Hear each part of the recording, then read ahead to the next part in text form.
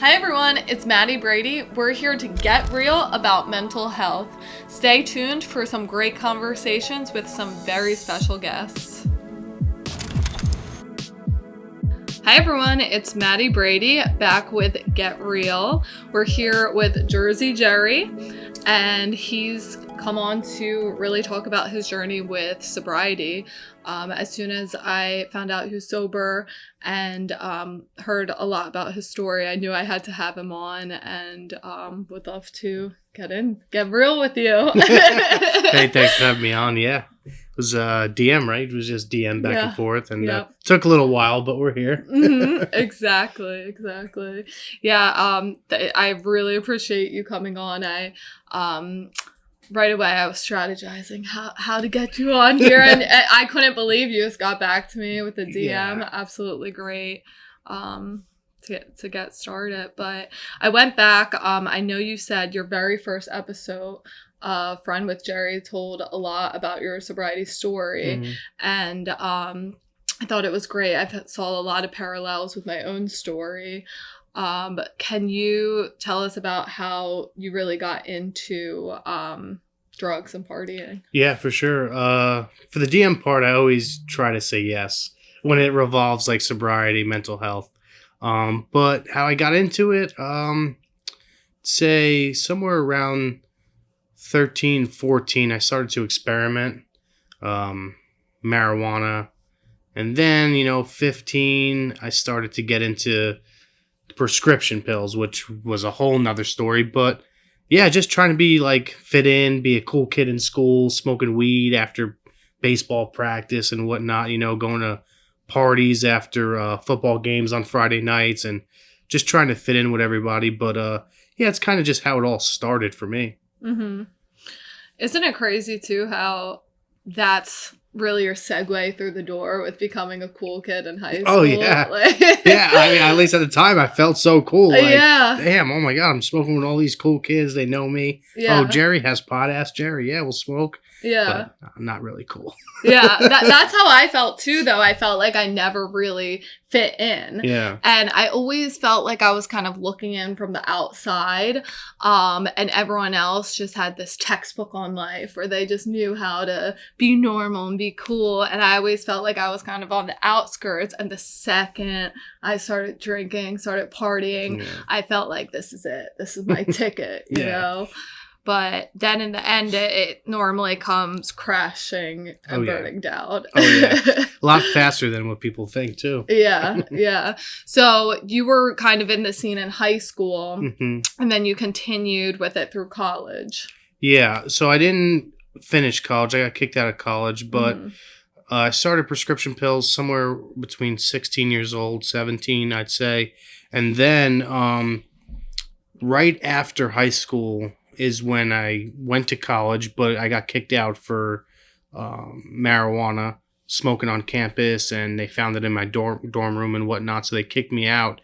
And at the time, I was taking prescription pills as well, but I didn't have like a crazy habit. I had a habit for sure, but once I couldn't find them anymore, I started doing heroin, and that was just right off the bat. I'm in my first treatment center at 18 or 19 years old. I went to my first one.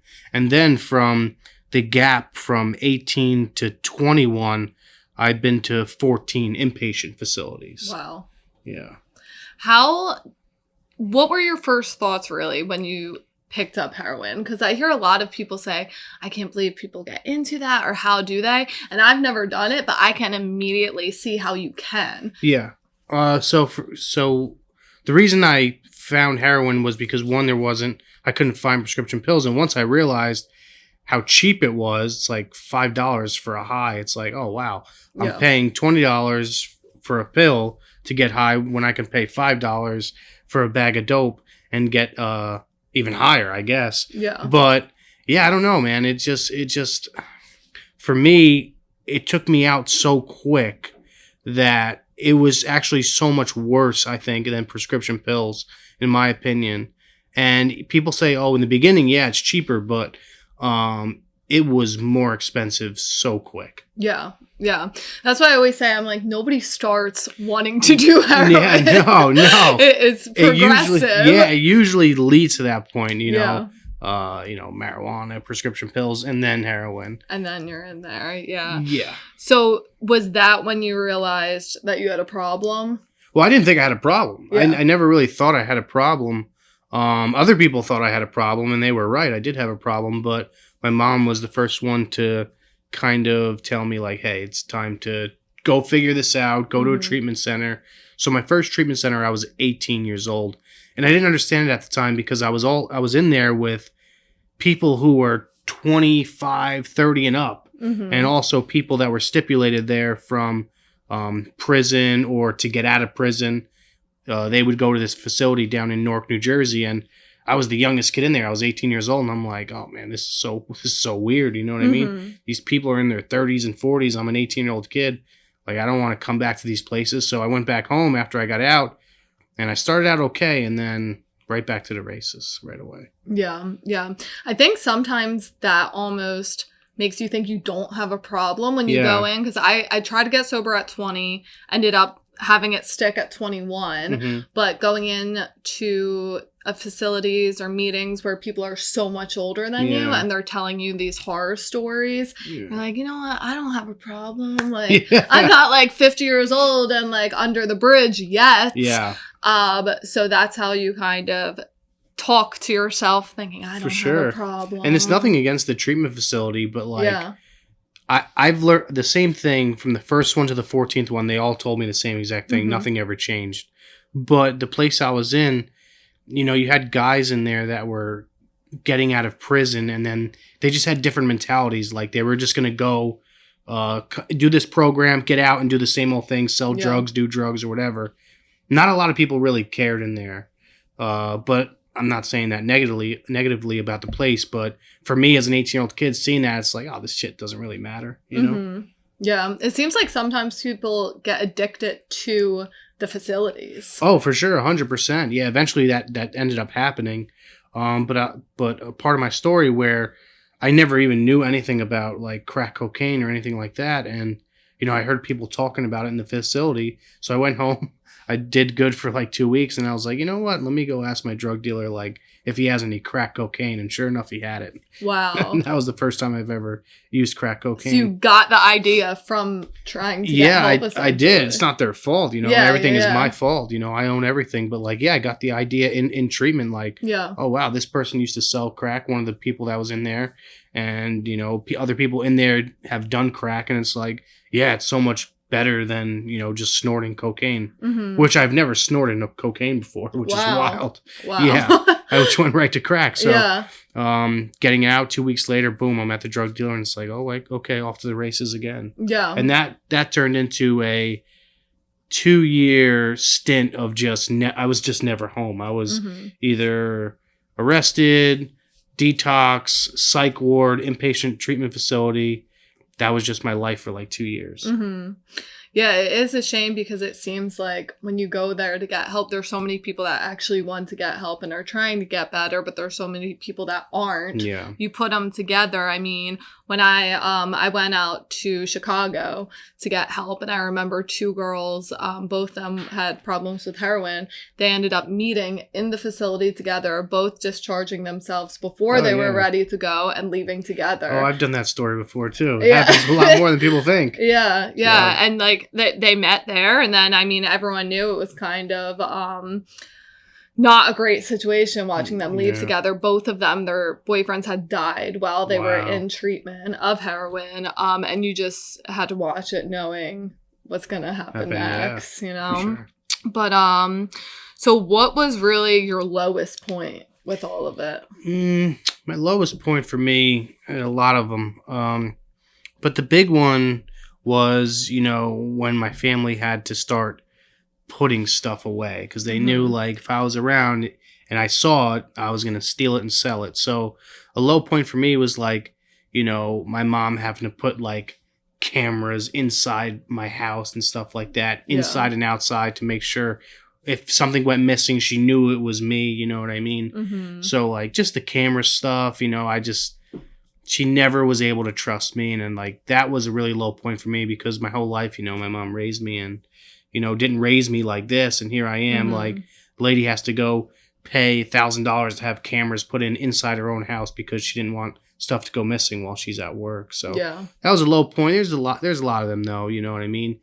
One of them, just this is the day actually my mom found me. I was next to a Dunkin' Donuts, and my mom, she used to go to this certain Dunkin' Donuts to get her coffee in the morning, and instead she went to a different one, which happened to be a place that I would, my mom always let me back home, but there was times where I was so embarrassed that I just said, fuck it, I'm just going to stay on the street and sleep on the street. And, I just was happened to be by a Dunkin' Donuts dumpster in the morning, and, I'm pretty sure I was sleeping, and then, my mom found me and picked me up and took me home, and the next day I was on a plane to Scottsdale. But that was the lowest point of my whole addiction, I would say, is that story right there where, my mom, just trying to make a living, go to work, support a family, has to go get her coffee in the morning and then see her son, sleeping next to a dumpster. And it's like, wow, Wow. What a scumbag I am. Yeah.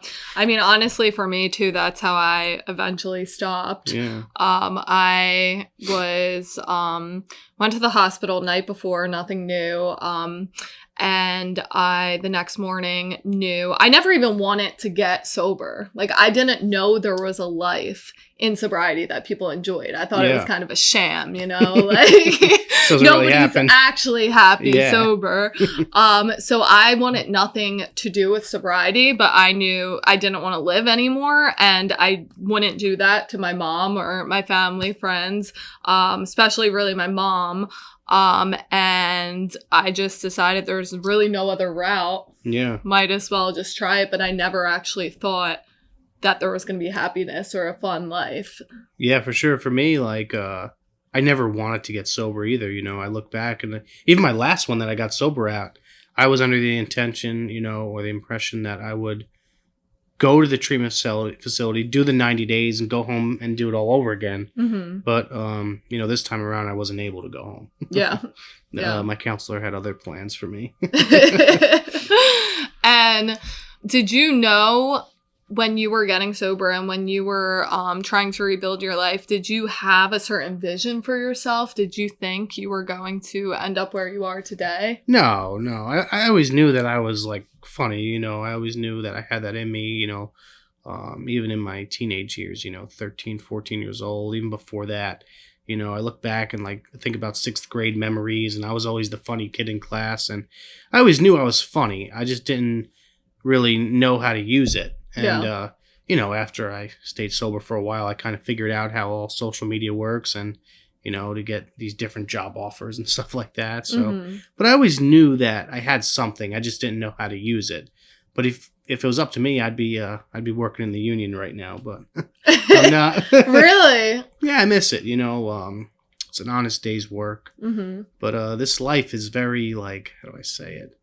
It feels like it's not work. Anymore, Yeah. It just feels like it's all pleasure, which is great, social media is amazing, but, like, I don't know, I'm still trying to get used to it. I've only been doing it really for a couple of years now, so it's still fresh to me. It's still new. What do you miss about the union? I'd say, people don't realize, like, you're with these people for 16 hours a day. It's hard labor, and you eat breakfast, lunch, and dinner with these people, and you get so close. I felt like I got so close to so many people for 4 years that I was there, and, like, in a second it's like, oh, okay, you're gone now. This is what you're gonna be doing now. And I'm like, I like it. I think it's fun. I think it's really cool. But, like, you don't have those intimate friendships anymore. It's like you go to work, you do your thing, you make your videos. You know what I mean? You put out your podcast, and then you go home. Which is like, okay, it's really cool. But, like, where's the work? Yeah, definitely. like this is just easy, like, anybody can do this. Yeah. And I'm surprised, like, I would figure, like, so many more of my friends would be doing this. It's like, no, you're, like, the only one that does this. Like, wow, that's wild. Yeah, yeah. I used to serve for years and years and years, and that's the closest thing. I went while you were talking, I was just thinking like, oh, I miss my serving friends. That chaos. Yeah. I feel like you get so close to people in the chaos. Oh yeah. And you get formulate relationships you're not really able to formulate in an office, yeah, you know, for sure. when you're sitting there on a computer. That's more what I do nowadays. That you're not really formulating those same connections than when you're in the weeds For and sure. it's 90 degrees out and people are screaming in your face. Yeah. It's a chaos that you almost miss. But when you started to take off, what were your thoughts? I didn't really get it at the time, you know. It felt good, you know. It felt good to, like, you know, go out and, you know, people recognize you and they want to take pictures and sign stuff, and that's awesome, you know. But for me, getting, I don't know, explain it. Like, it's still weird to me, you know what I mean? Like, I don't understand it yet. Like, I can be at dinner and, like, you look at the booth next to you and it's like you see these two guys and they're eating, but they keep looking at you and they're talking to each other and whispering. It's like, bro, you can just say what's up. It's all good. You know what I mean? But that's just a little awkward part about it. But I like it. I enjoy it. You know, it makes me feel good. It makes me feel like I'm doing something, you know, right. And, you know, not only the interactions, you know, outside, but like also, you know, you get some messages. Like I got one today. I actually scholarshiped a kid. He's from Massachusetts. He reached out and he wanted help. So I started like a scholarship fund, and we got him away at the rehab center that I partnered with, which is Diamond Recovery. And we got him out there a couple weeks back, and he was, you know, really, really hitting it rough. And he got out there, and we FaceTimed today, and we got all FaceTime, and like I got emotional, like, man, oh my God, that felt so good. You know, just seeing him happy, he's smiling. Like 3 weeks ago, this guy was supposed to die, you know what I mean? And like here he is, you know, FaceTime me, smiling, thanking me, and his counselor's there, like praising me and the facility and stuff like that. We wouldn't have been able to do it without us. And I look at it like, wow, man, that feels so good, you know? That really feels so good, and it gives me, you know, purpose to just keep doing this. Absolutely.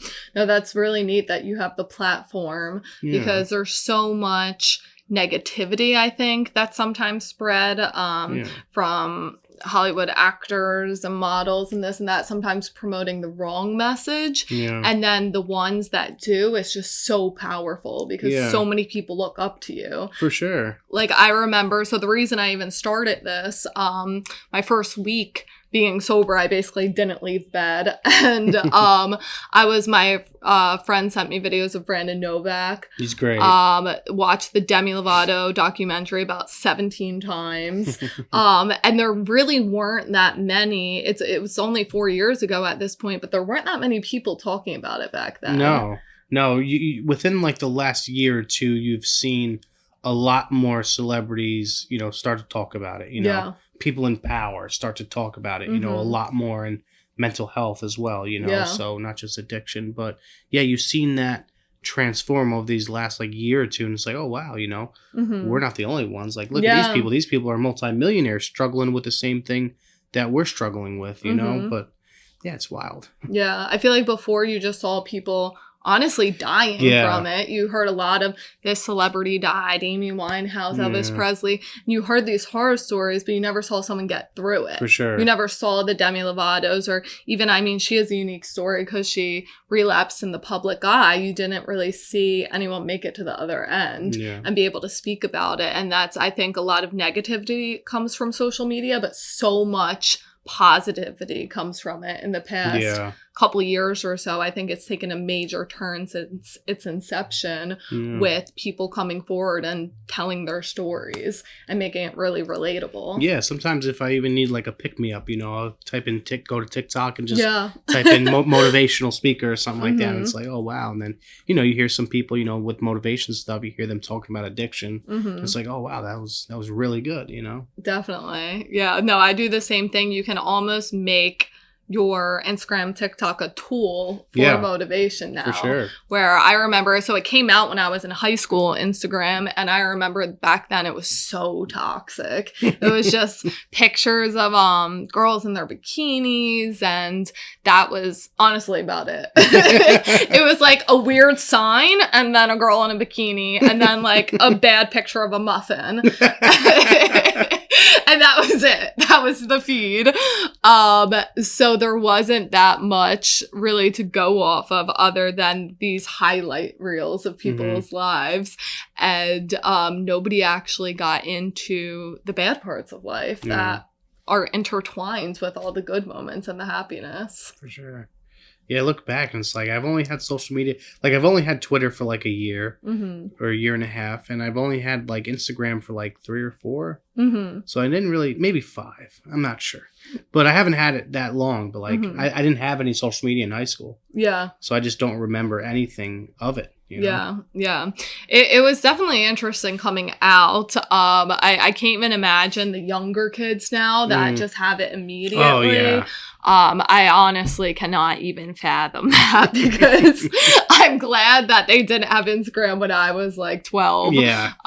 Because I wouldn't want to look back on that. Yeah, you get it out the way. Yeah. What would you say really to people that are going through the battle that feel like they want to give up or they've tried so many times to get sober and just feel like it's not sticking for them? Yeah, well, the thing is with that is, I always use the term like hold on because, if you're still alive, there's still some fight left.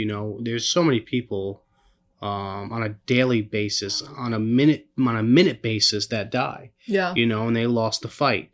The fact that, you're still breathing, you're still alive, I don't know what the saying is, fall down, get up, whatever that saying. But like there's still life, there's still a chance for you to like get out of it and just keep trying, hold on. And I think that's big for me because, I've been to so many different places and not even just the 14th inpatient facility, but the 50 detoxes, the dozens of psych wards. It's just like, God had another plan for me, so I just never gave up. And eventually, you sit back and you look and it's like, wow, man, I'm so happy. Yeah. I know the one is, if you can look up, you can get up. Yeah, it's a good one. It's a good one. I only know that because I would watch a 30-minute motivational video on YouTube just on repeat and like wake up to it, go for a run to it. And I really think for me, at least, it was fake it till you make it. Yeah, that was a big one too in treatment, I remember like, going to these meetings, they told you like, hey, you're going to go to this many meetings a day. And it's like, you go to these meetings, it's like, I don't want to be here. You know what I mean? Just fake the funk, and eventually as time goes by and the more time you acquire being sober, it's like, okay, now I understand it. Now I know how to work a program. You know what I mean? I know what it's like to sponsor other kids, Yeah. But yeah, fake it till you make it's a good one. Yeah. Yeah. I still feel like that. And that's another reason I like to do this is because there's nothing special about me that made me get sober. It's just I had those same thoughts that I'm never going to be able to do it. Yeah. I can't get through it. But here I am today just from faking it in the beginning. Yeah. That's like goes back to what we talked about earlier. Like I never wanted to be sober. Like that was never in my plan. Like I never ever said to myself like, oh man, I want to be sober one day. Like, no, that was not it. It's like I wanted to just be a junkie the rest of my life. Like I was content with being a junkie and like, I went to the facility and like something clicked, I just don't know. There was a lot of different things that happened, but I didn't know what it was, but something, my mindset changed like from one day to another. One day I'm thinking about, oh, I can't wait to get out of here and smoke crack. And then like, the next day I'm, there's just clicks like, oh no, dude, like that's not the life you want. Like this is the life you want. Like you feel good. You know what I mean? You're getting your color back and everything, you got the glow on you and it's like, oh man, this is what it's about. This is what I want to be like. Yeah. And I even think about too, the mindset shift where a lot of times I would excuse my behavior with, you only live once, that YOLO. Yeah. And I remember just being in like weird, like after hour bars in West Philadelphia, like doing like cocaine at 4 a.m. and being like, you know what? You only live once. You only live once. And like, while I'm actively killing myself. Yeah. And just like when you actually get to the other side thinking like, now I want to go see the world and travel and live these experiences, and thinking like, if you only do get to live one time, why would you waste it in this synthetic false happiness that comes along with so much misery and so much hurt, not only for yourself, but everyone else in your life watching you do that to yourself. Yeah, that's a big thing. You know, for a while, I just thought, you know, I was just hurting myself. You know, it's like, oh, this is my life. It doesn't matter. I'm not affecting anybody else. And, you know, I look back and it's like, holy shit. Like, I was, you know, I was giving my mom so many problems. My sister didn't talk to me for a long time. My dad was in prison at the time, and, you know, he was going through his own stuff. But, you know, he has to be in prison, and my mom has to, you know, he calls back home all the time. And, you know, he would call my mom, like, how's Gerard doing? And it's like, oh, no, he's not good. You know what I mean? Yeah. He hasn't came home in 4 days. Like, imagine that feeling, you know? So I always thought it was just affecting me, and it really wasn't. And then that's why this time around was different for me. And, like, I say this, and it's my story. It's not your story, you know? Maybe it is your story, but it helped me. I don't know if it'll help you. Like, I didn't make anything about me this time. Like, I made it about other people. Yeah. And it helped me a lot because I didn't see the big picture, you know. And I had a really tough counselor, like in your face, screaming type of guy. So it was different, you know. I always went to these places, and while they were good places, you know, I never had that like in your face, like screaming where spit would come and hit you in the face, and you'd have to sit there and take it. You know what I mean? So it was rough, but yeah, man, the big picture is I wasn't just hurting myself. I was hurting so many other people. Yeah, yeah. I had a similar experience. The first woman I listened to, she was a therapist from the Israeli army. Oh, wow. She's like a little old woman, but she was so tough, and that's what I needed. Right away, she heard my story. She heard what was going on. She said, you have 2 options if you don't decide to get better. You're either going to kill yourself, or you're going to get yourself in a very bad situation and you're going to get killed. Yeah. And that's it. She said, I've been doing this my whole life, decades and decades under my belt. That is the trajectory of your life if you don't get better. And she was screaming, she was cursing. I've never seen like a little old woman from Israel just dropping the F-bombs. And that's what I needed, you know? Yeah. I was like, you know what? Because I respected her. And I'm like, you know what? I feel like she's seen the trenches. For sure. I actually believed her because I don't resonate with the, oh, how are you feeling today? And that just didn't work for me. Yeah, I've done all those type of things, you know, all those expensive places as well. It's like, yeah, just not what I needed. You know, some people need that. I just needed, you know, tough love, you know, and that's exactly what I got for, you know, close to 3 years. Yeah. It's crazy though, even the tricks your mind will play on you. I remember being in a facility thinking like, I don't belong here. Like, I'm not one of these people. Yeah. And when in reality you are, and you belong exactly there. Yeah. If not out on the streets or, something much worse. Like, it's actually fortunate that you're there, but I remember constantly fighting the process and thinking like it's you look at it with rose-colored glasses. Whenever I was trying to get help, I would think like it wasn't that bad, like I wasn't doing this. And I think that's a big thing, not to compare to other people's stories, because a lot of time your stories are even worse than you're thinking they are. For sure, yeah. But you're just looking at like the little pieces, at least for me, that I could remember, and marking it up to, you know what, it's not that bad. Yeah, I always was taught too from my counselor, like I would go to meetings and he would just say, don't compare. Like we would talk afterwards and we'd do one-on-one sessions. He's like, no, you're like comparing the story. Like, no, that's not what you do. You identify with the feeling, and the reality is I felt the same as you, and then you felt the same as somebody else. We all felt that same feeling of just being so low, you know what I mean? Like you just didn't want to go on no more. You wanted to give up. But like we all experienced that feeling. Our stories may be different, you know, and it's good to not compare stories, but it's really good to identify with the feelings because we all felt the same. Yeah. It is good to acknowledge that we all got to that point of super, super low, because I think when you're even in that, like it's my ego would come out. I would think no one's ever felt this low. Like you think your story is special and you think you're the first one to feel like this, and that's why you're not going to make it on or keep going, and in reality, anyone that makes it to the other side has been exactly where you are right there. Yep.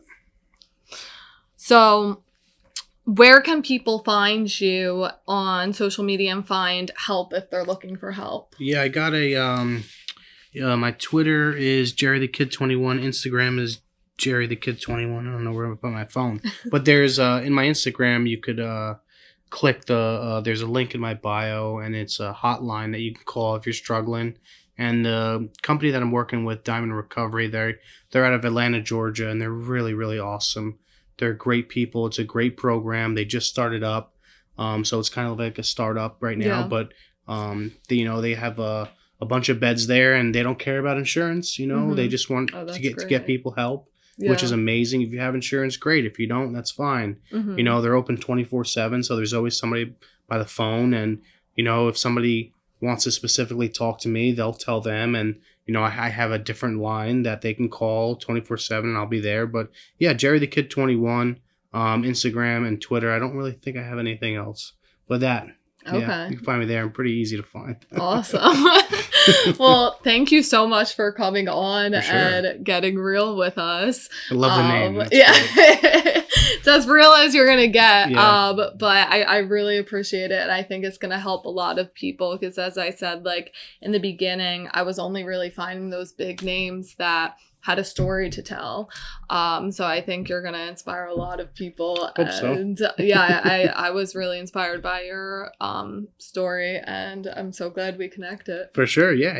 For me, it's just like, hey, if I get one message like, hey, dude, love the show. Help me get me through the day. Appreciate you. Absolutely. I did my job. Yeah. Yeah. That's what I always said when I started it.